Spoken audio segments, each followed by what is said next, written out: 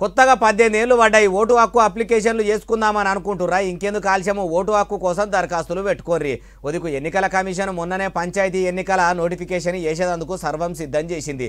కొత్త ఓటర్ల పేర్లు ఎక్కించుకుంటారా బాలన్న ఇప్పుడు కూడా అంటే ఎక్కించుకుంటారట.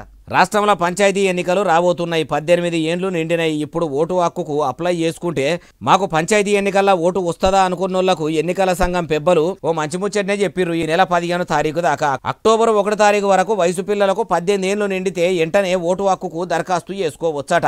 ఓటు హక్కుకు అర్హులైనోళ్ల పేర్లు పంచాయతీ ఎన్నికల ఓటర్ లిస్టుల ఎక్కిస్తారని చెప్పిర్రు.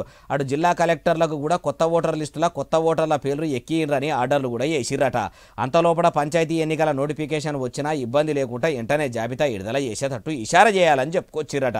నేటి బాలలే రేపటి పౌరులు అన్నట్టు నేటి యువతనే రేపటి రాజకీయాలకు వారధులు సారథులు. రాజ్యాంగం ఓటు హక్కు కల్పించింది అంటే దాన్ని వినియోగించుకోవడం ప్రతి ఒక్కల బాధ్యత. ఎవరు ఎన్నుకోవాలనే అధికారం ప్రజాస్వామ్యం ప్రతి ఒక్కలకు ఇచ్చింది కాబట్టి దరఖాస్తులు పెట్టుకోండి. భారత పౌరులుగా ప్రజాస్వామ్య పద్ధతిలో ఓట్లు ఎయ్యండ్రి అంటుర్రు ఏ ముచ్చటిన్నోళ్ళు.